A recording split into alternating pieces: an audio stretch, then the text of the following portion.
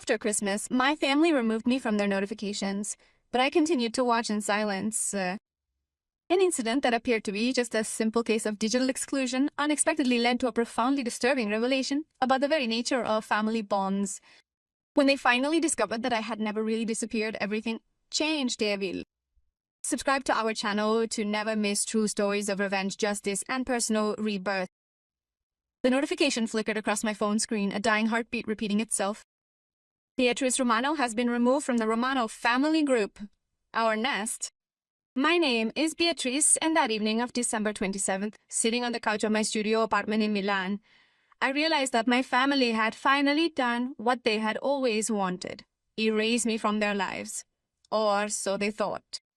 Christmas lunch had been as tense as ever. My sister Camilla, in her Armani dress and with her lawyer fiancé, had dominated the conversation by talking about her upcoming wedding in Tuscany. My brother Marco had shown us photos of his new BMW, a gift from my father for his promotion to the family law firm. And I was the 28-year-old precarious researcher, the one who still hadn't settled down. As Mom liked to say in front of the bridge ladies. Beatrice, honey, my mom had said with that overly sweet tone she always used before hurting my feelings in life. Don't you think it's time to give up on these research projects and find a real job? Camilla knows someone at a bank. You could start as an employee. I had clenched my fists under the table.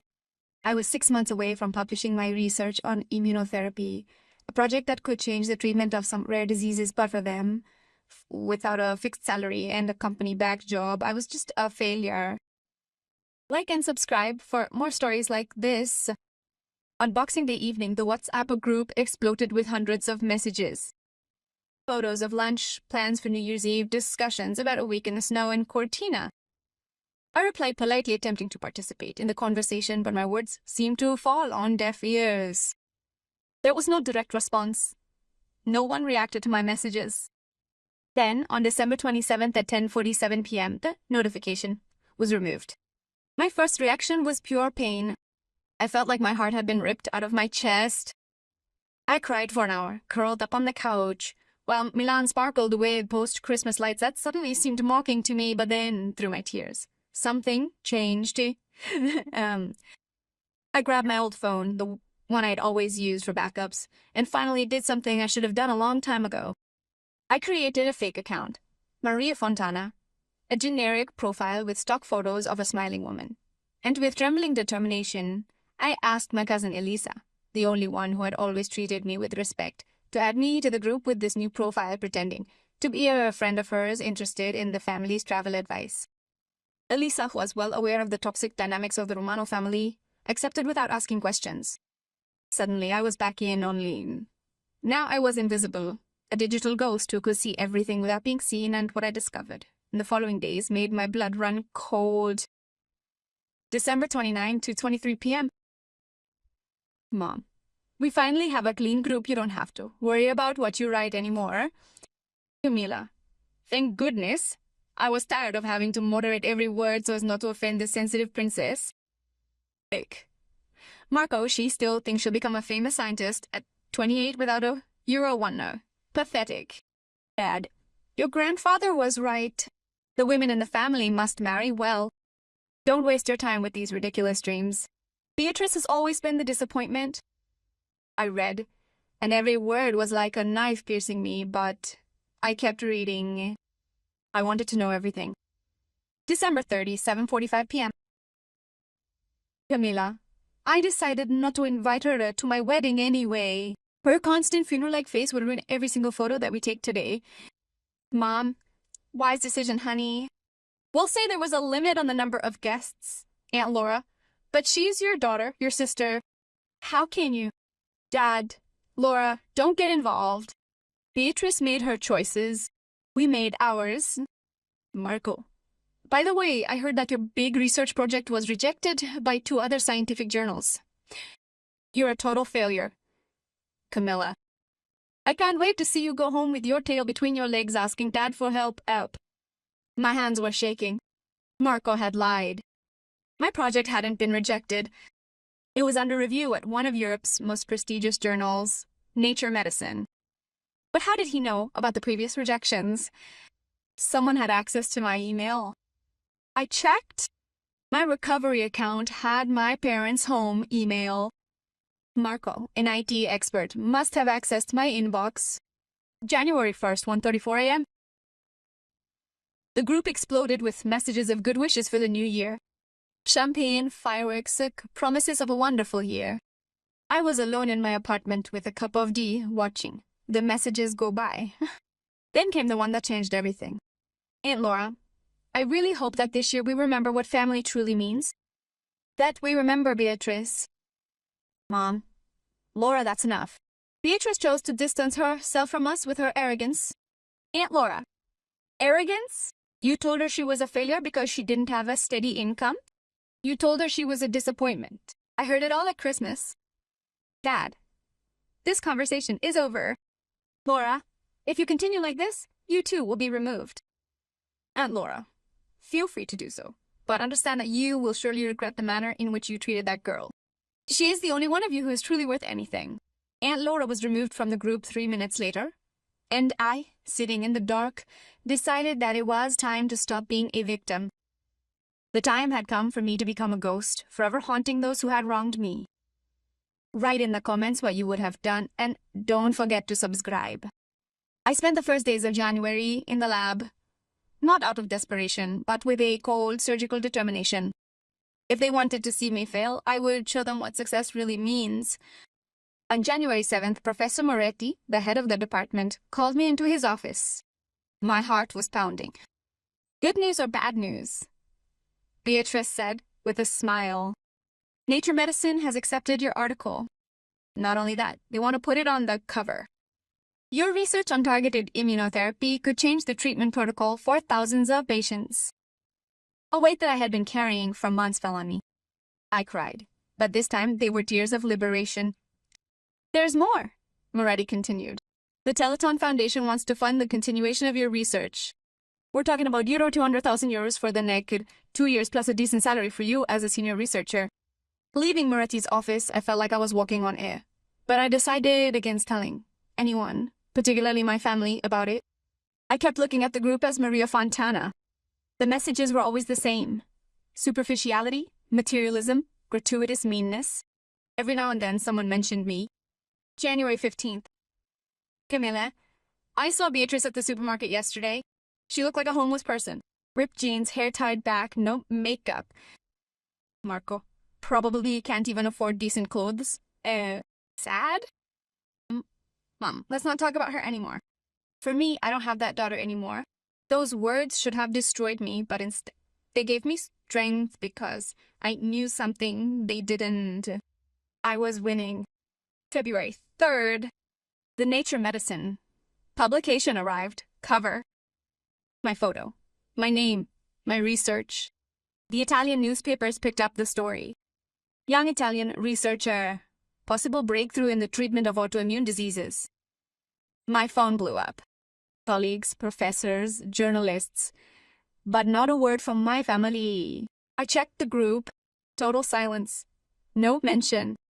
Then the next day, Aunt Laura, who had rejoined the group at her grandmother's insistence.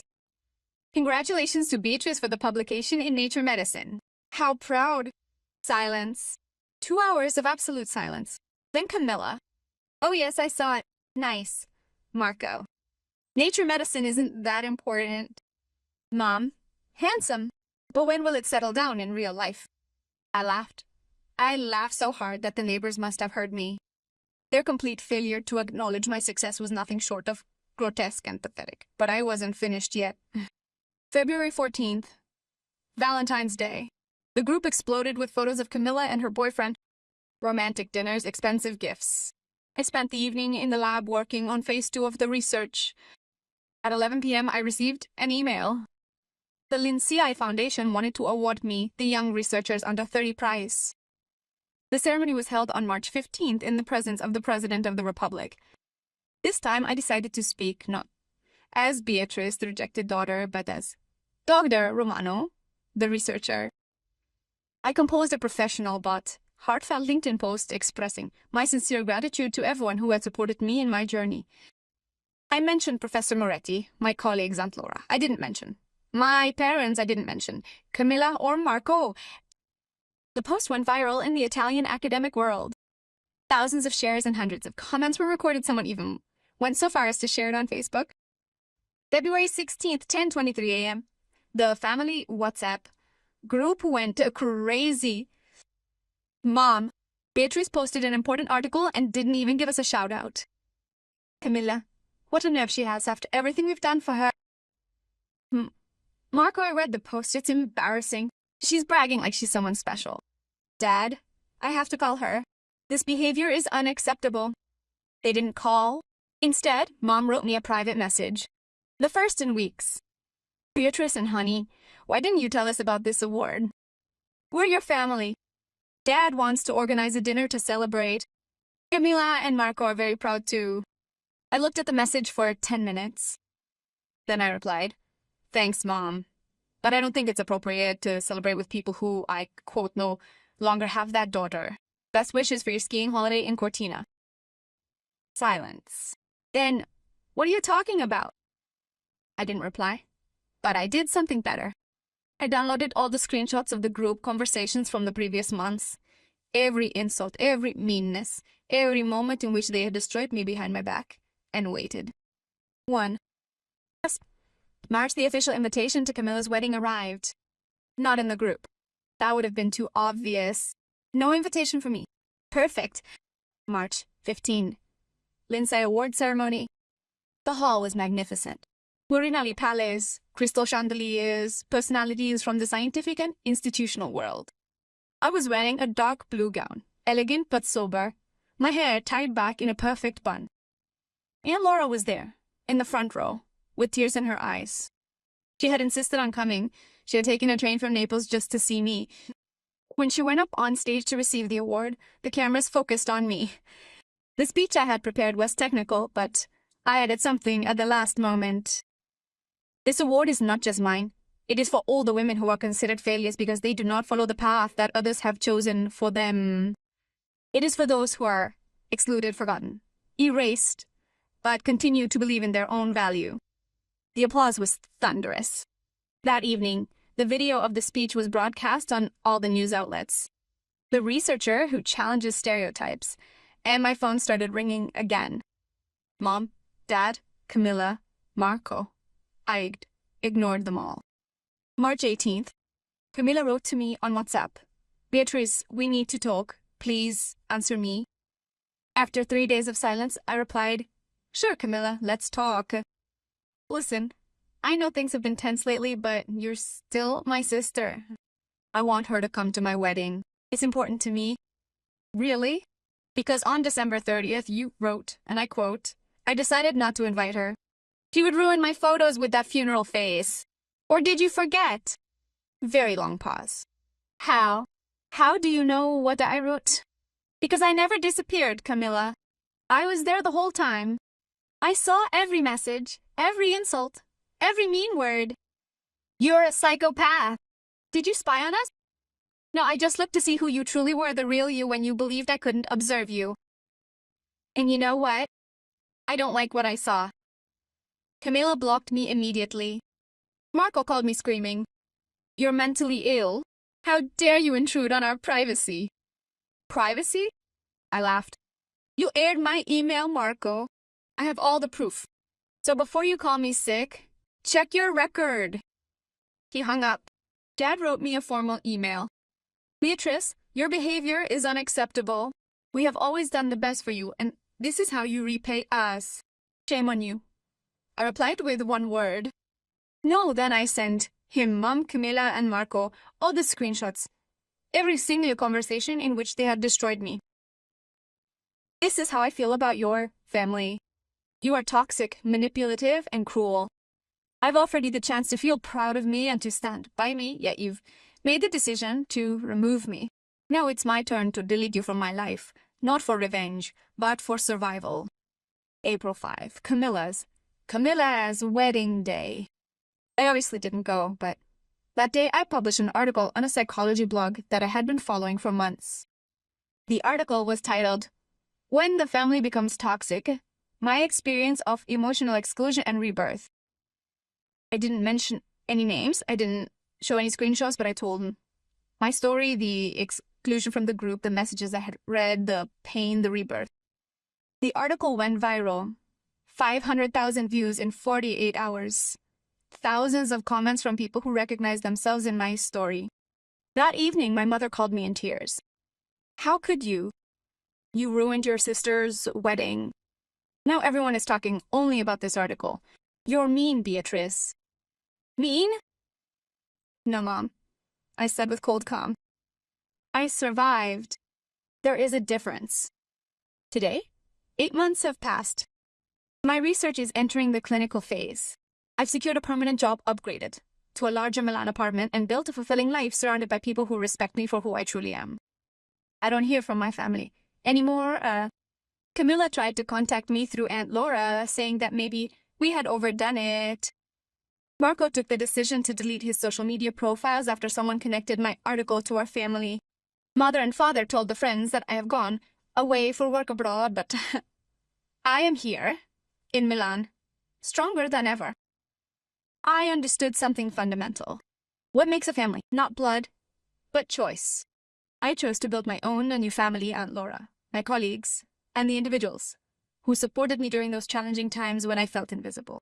That evening of December 27, when they removed me from the group, they thought they were erasing me, but instead they freed me. And what would you have done in my place? Would you have forgiven, or would you have cut ties? Leave a comment and share your story, because sometimes the best revenge is not to destroy those who hurt you. It is to build a life so beautiful that they can no longer reach you. Subscribe to our channel for more true stories of resilience and personal rebirth.